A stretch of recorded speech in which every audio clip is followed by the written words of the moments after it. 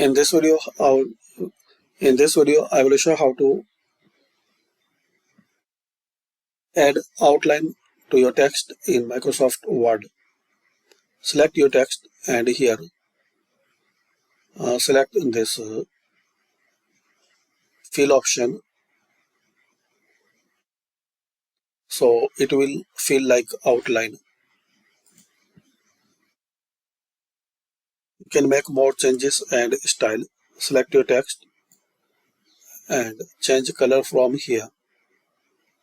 So outline color like black and inline color you can select from here.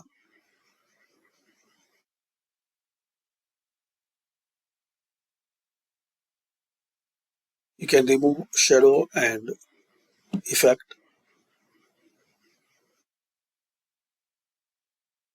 and there are some more options.